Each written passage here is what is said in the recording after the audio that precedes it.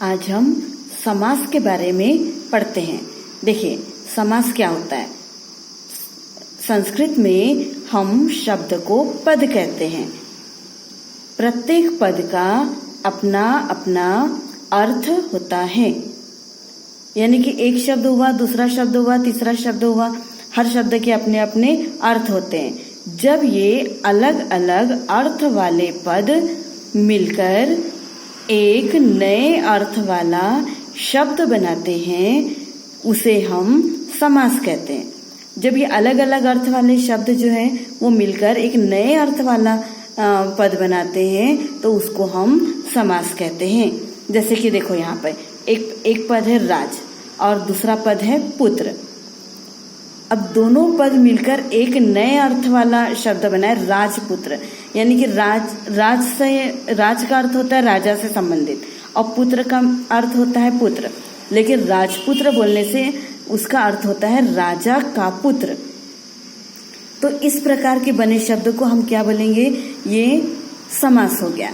इस प्रकार बने शब्द को समस्त पद भी कहा जाता है।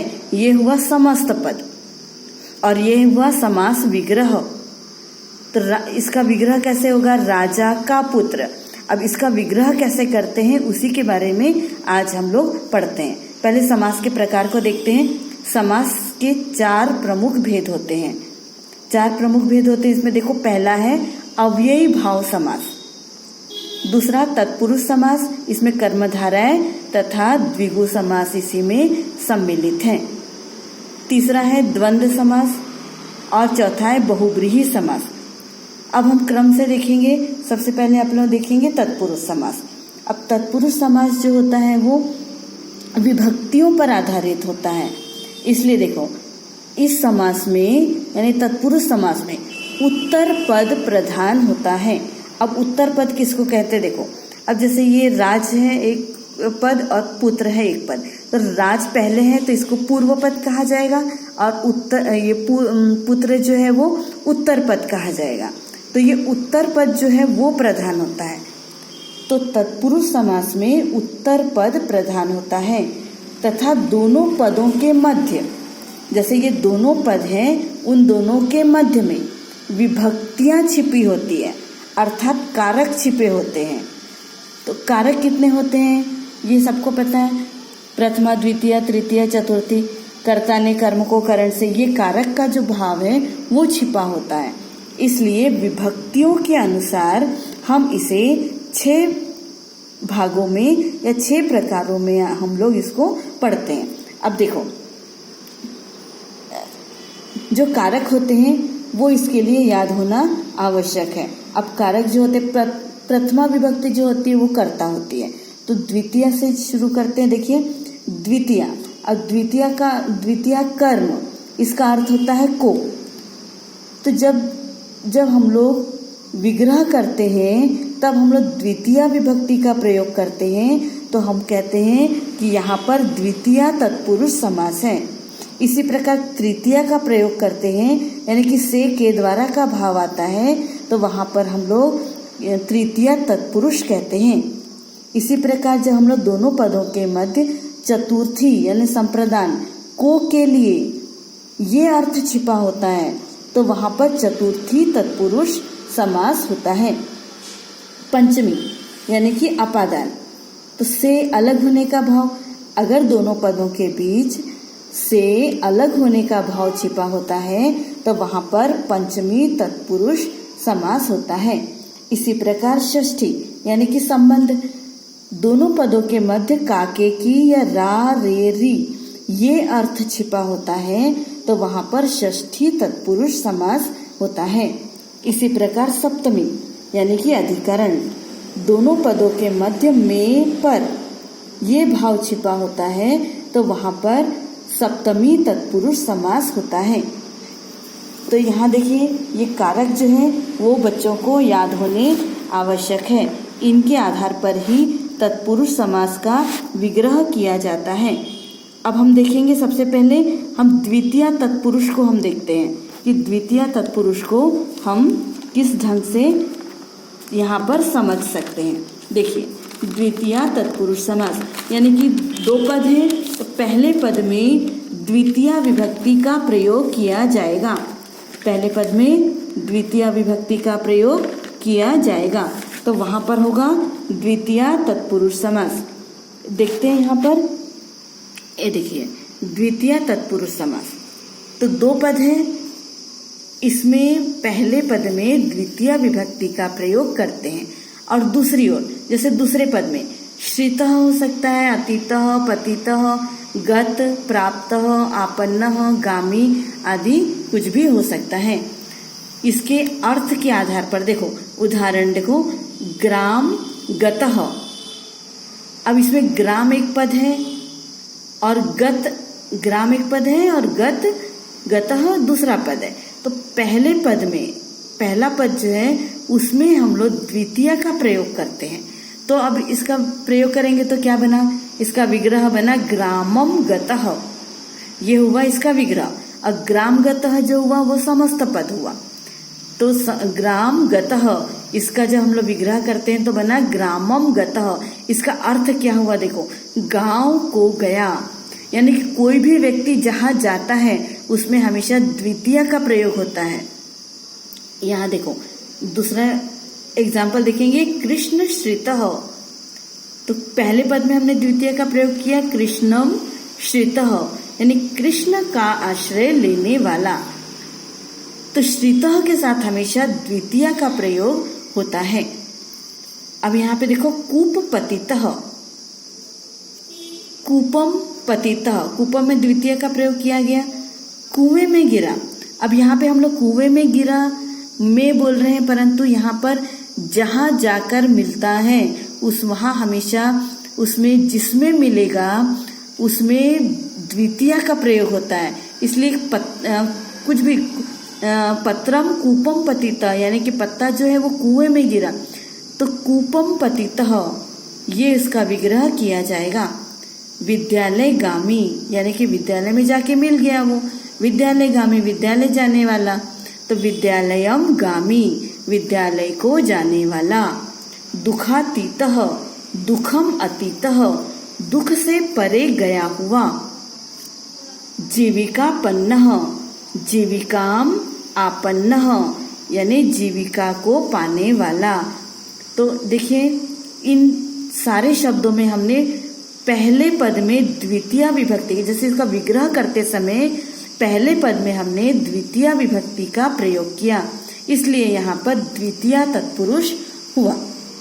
इसी प्रकार अब हम लोग देखते हैं कि तृतीय तत्पुरुष समास को हम कैसे समझते हैं। तृतीय तत्पुरुष समास को देखो, तृतीय तत्पुरुष समास में पहले पद में हमेशा तृतीय विभक्ति का प्रयोग किया जाता है। पहले पद में तृतीय विभक्ति का प्रयोग, और दूसरे पद में क्या होता है, जैसे आप लोग उपद विभक्ति पढ़ते हैं तो उसमें सह, साकम, सार्धम के साथ में हमेशा तृतीय विभक्ति होती है। इसी तरह से देखो, ये देखो तृतीय तत्पुरुष समास, पहले पद में तृतीय का प्रयोग होता है और दूसरी ओर क्या हो सकता है, जैसे पूर्व, सदृश, सम, ऊन, हीनः, छिन्नः आदि कुछ भी हो सकता है, यानी इन सब के साथ में तृतीय का प्रयोग होता है।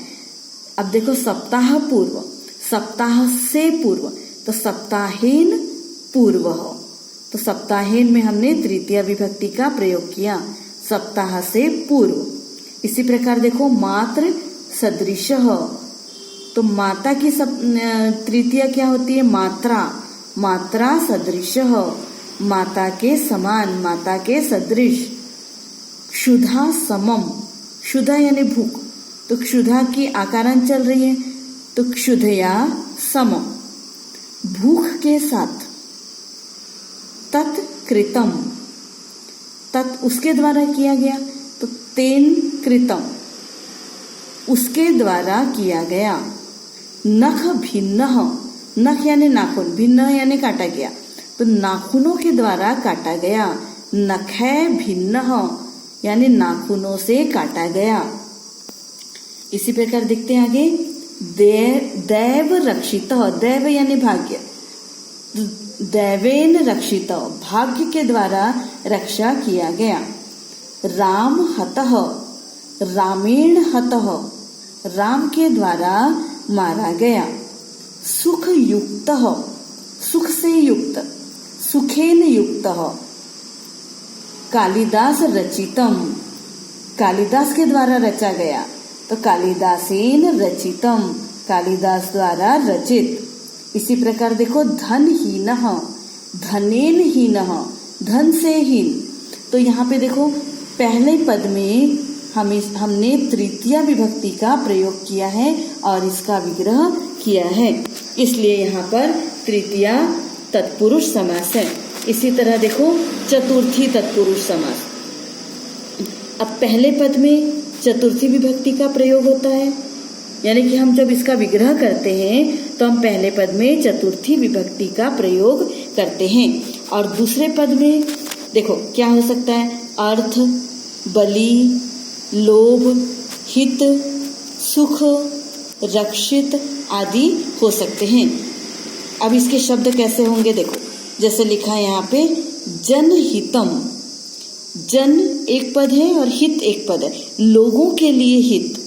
तो इसका विग्रह करते समय हम क्या करेंगे, जन में चतुर्थी विभक्ति का प्रयोग करेंगे।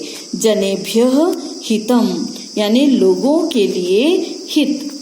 इसी प्रकार बालार्थः, तो बाल एक शब्द है और अर्थ एक पद है ना, तो बालाय अयम, ये बालक के लिए है।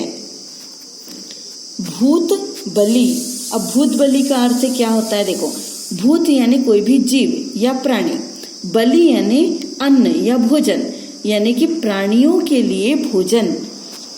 तो प्राणियों के लिए इसके बहुवचन का प्रयोग किया, भूतेभ्य बलि, प्राणियों के लिए अन्न। देखिए धन लोभः, धन, धन के लिए लोभ, यानी धनाय लोभः, धन के लिए लोभी। पाठशाला, पाठशाला, पाठाय शाला, पढ़ने के लिए शाला। भिक्षा अटनम शब्द है, भिक्षा, भिक्षा यानी कि भिक्षा मांगना, अटनम यानी घूमना। अब इसका विग्रह होगा भिक्षाए, य में ऐ की मात्रा, भिक्षाए अटनम, यानी कि भिक्षा के लिए घूमना। सर्व सुखम, यानी सर्वेभ्य सुखम, सबके लिए सुख। यहाँ पे हमने देखो पहले पद में चतुर्थी विभक्ति का प्रयोग किया है, इसलिए यहाँ पर चतुर्थी तत्पुरुष समास है। इसी प्रकार अब हम देखते हैं पंचमी तत्पुरुष समास। अब पंचमी तत्पुरुष समास में पहले पद में पंचमी विभक्ति का प्रयोग किया जाता है, वहां पे पंचमी तत्पुरुष समास होता है। देखते हैं यहाँ पे, देखो पंचमी तत्पुरुष समास।